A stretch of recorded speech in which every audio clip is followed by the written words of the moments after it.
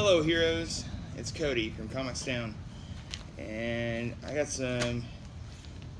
I don't know. I was going through the long boxes, trying to come up with something to film or whatnot, and I found some of these old. Well, some of it's I found this old superhero catalog from like the '70s, and thought it was pretty neat. I've looked at it maybe once, like when I got like a bundle of old books one time, and this was in there.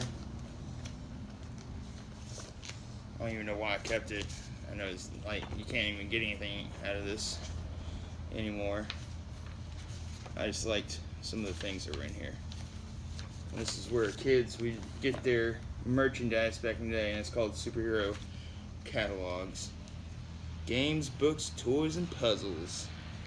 And they got the toy hero here. But has some of that.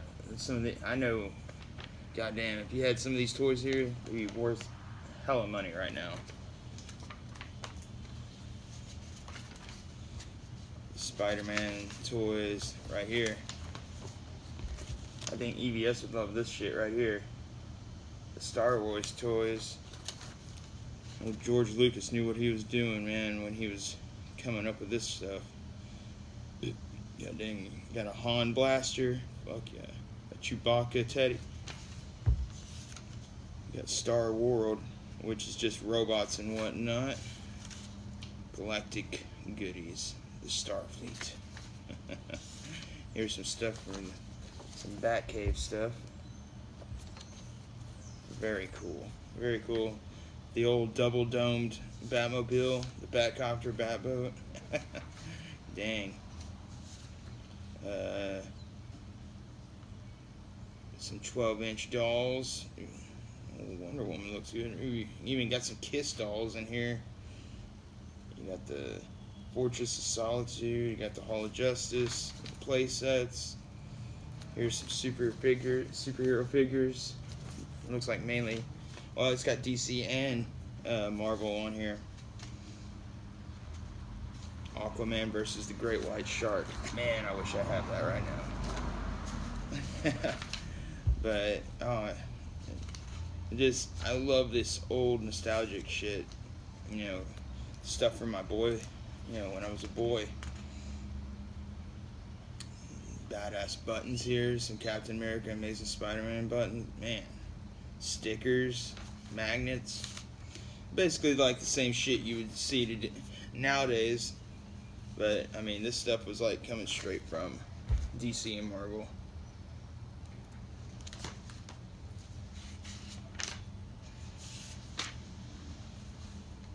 You got your Batman alarm clocks, night lamps, bedding for little kids. But here's the t-shirts, man. Look, man, you got that classic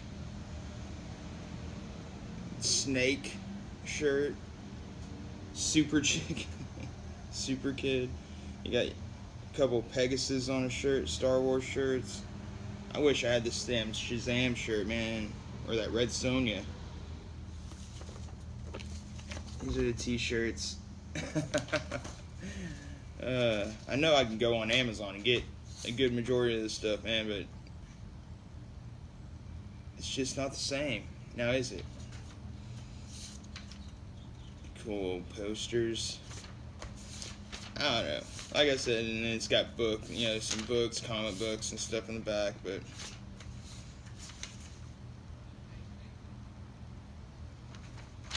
don't see, I don't know. I just thought it was interesting because back then you didn't have Amazon. Back then you didn't have, especially here in Texas. Back when I was a kid, they didn't have all the superstores and stuff like they do nowadays with a big mall. We grew up in West Texas, so it's kind of rural. And back then you had things like that. But hell, this was even before my time.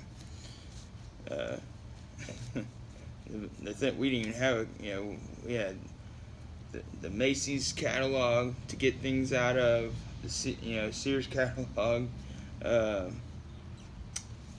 we used to have this cool convenience store in my town, Aurora, that I grew up in, and it had a, you know, little toy section there, and they had old VHS. You know, it was like a movie stores, you know, movie rental place slash convenient burger joint. I don't know. You guys probably know something about that. I found some other stuff in my, you know, stuff that had gotten randomly through the years. These two are kind of newer. And this is the Seekers of the Weird #1. I know this is kind of a, you know, a few years back. And I read it, and it was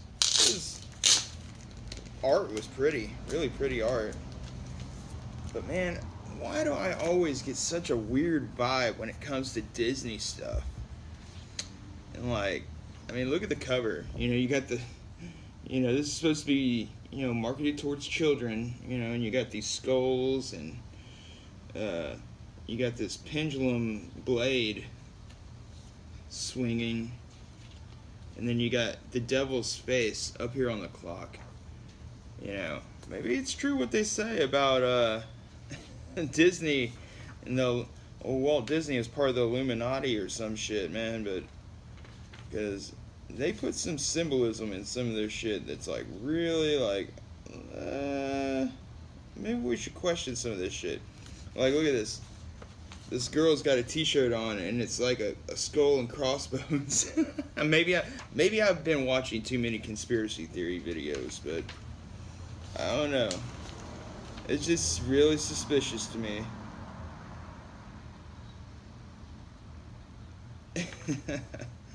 But it's, you know, the book's mainly about these two kids, and they find out that their parents are like protectors of, you know, weird magic stuff, and, you know, they walk in on their parents battling some, you know, taxidermy creatures that have come to life and are trying to get them, and they get pulled into a portal, and their uncle, who comes out of nowhere, and he like shoots a skull out of this freaking double barrel goblin gun he's got, and the creatures he shoots out of his goblin gun battle the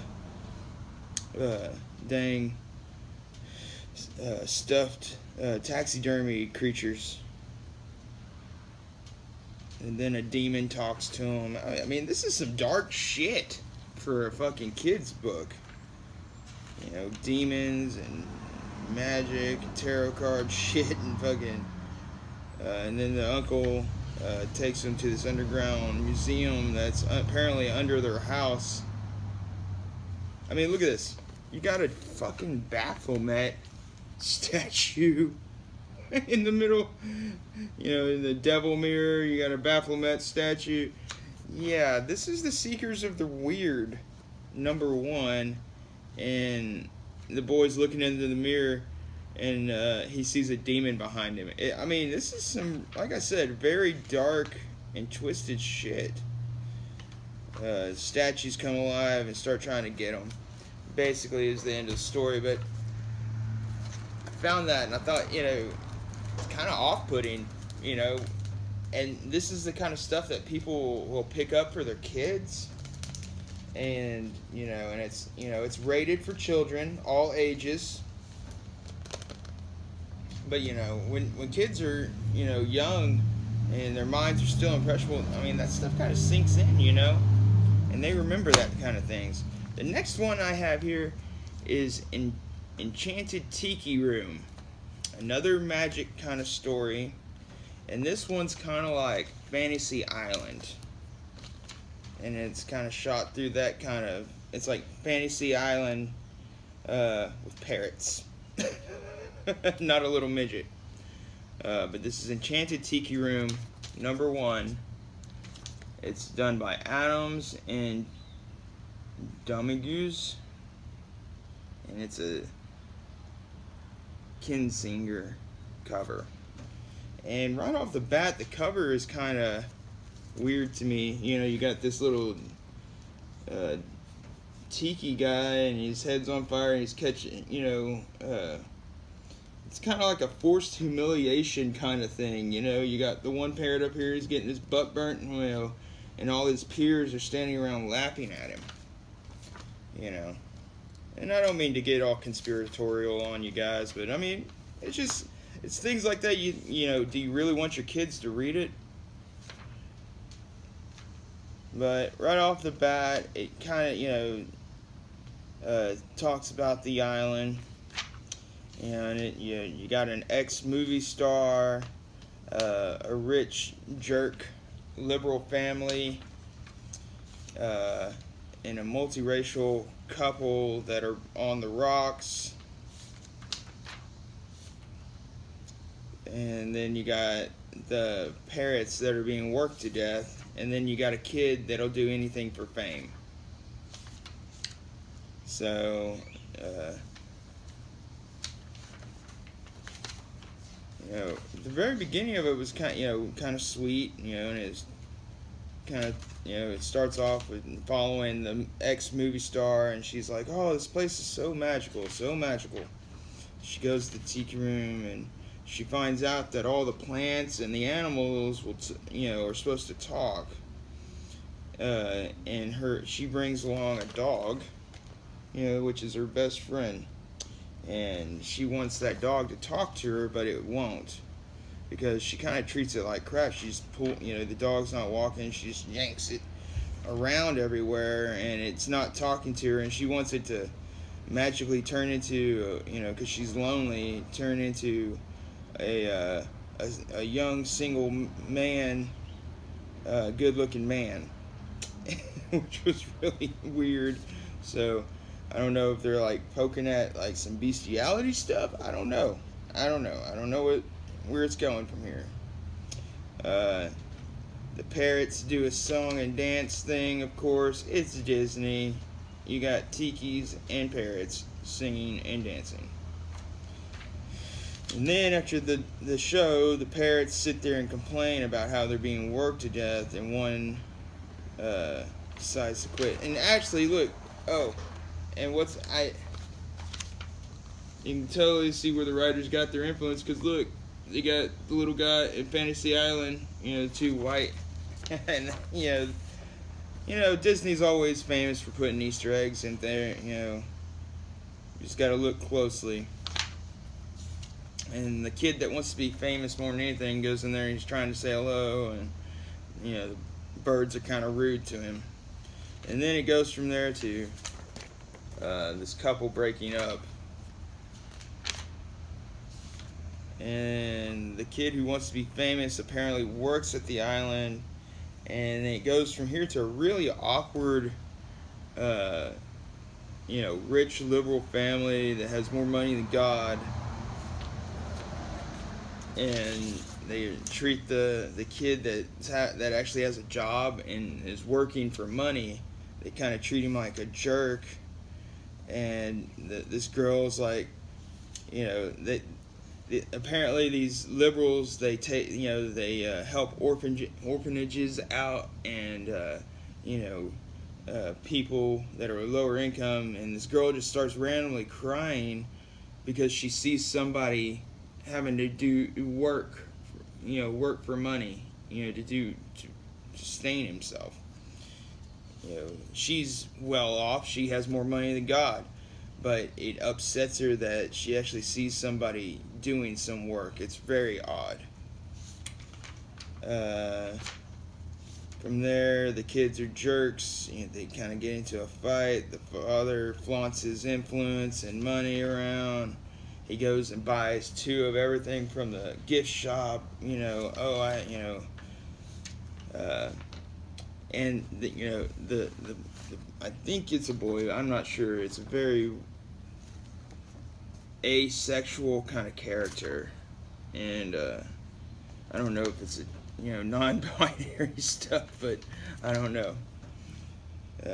He finds the letter that the boyfriend that broke up with his girlfriend did it through a letter, and he rips it up and throws it in the woods. Well, the guy who wants to be famous more than anything finds some of that letter in the woods, and it says, "Without you, volcano explode."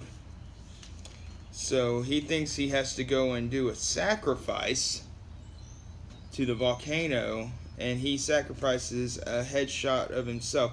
And I don't know if this is supposed to be kind of like symbolizing somebody selling their soul or something, but you know, he gives up something to become something. And you have a mysterious character on its way to the island. Apparently this girl did a castaway thing and got a big spike tied to the front of a surfboard, and she's on her way to the island, and she don't look too friendly. She kind of looks like Ariel from Little Mermaid. But they're like, da da da. There you are, to be continued.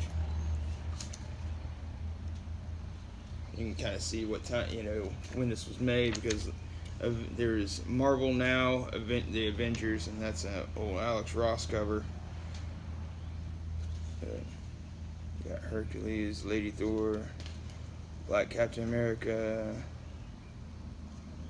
Yeah. Yep. But definitely weird. I don't know. These Disney books are just kind of, you know, leaving me with a uneasy feeling about them. And why would people let their kids read it? I read this last night. It's called Bike.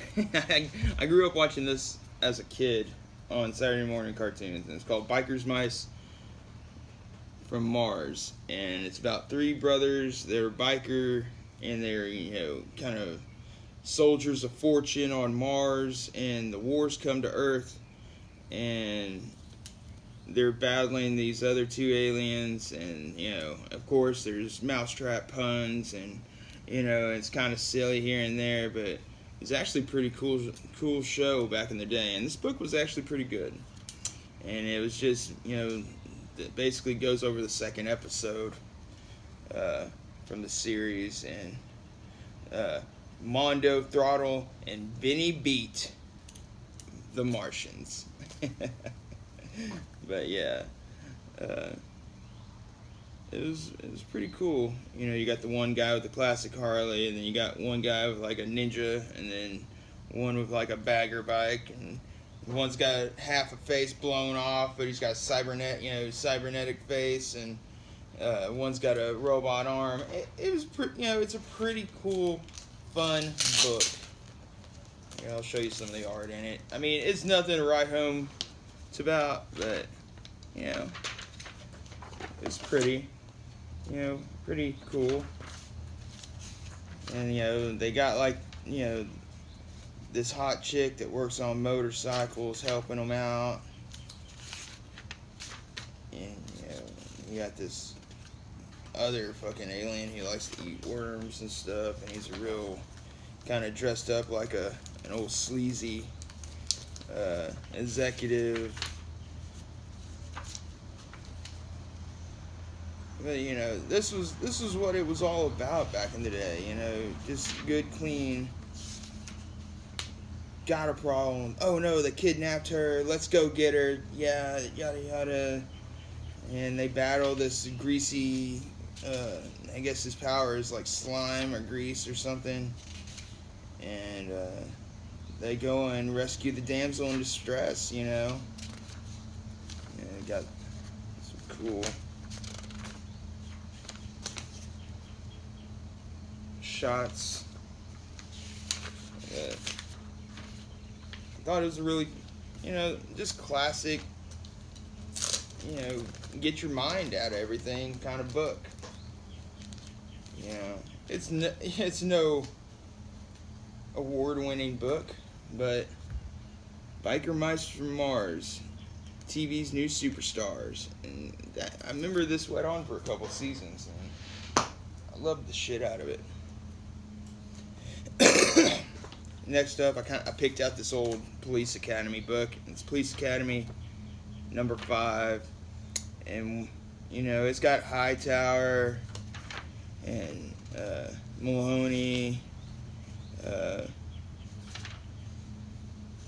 who else? Officer Tackleberry, Jones, and they're all in cartoony form. And this was a fun little read. Also, they're basically the story is about a superhero movie came to town, and they're running security there, so people aren't bothering them. But the main fan that bothers the superheroes is actually one of the cops, and he wants to be a superhero more than anything. And he actually gets his chance, and he becomes Tiki, the flea boy, and the other superhero was called the Grasshopper, and they jump around and stuff. But it was a sweet little book. Had a good. They had to get. There was a guy getting shook down by this concrete dealer. They were building a building, and he was extorting him basically, and they fight over this contract, and they're going back and forth, and they outsmart him, and eventually the corrupt concrete salesman goes to jail and gets arrested for some crime that they really don't explain about, but they're the cops, they can do whatever the hell they want, I guess. But it was just a fun, stupid book, and it was Police Academy 5. And like I said, I was just trying to do something a little out of the norm, a little silliness. But these Disney books, like I said, gave me a real weird feeling about reading them. And maybe, and if I let my kids read them, once I have some kids. But once again, heroes, I'm Cody, and this is Comics Down.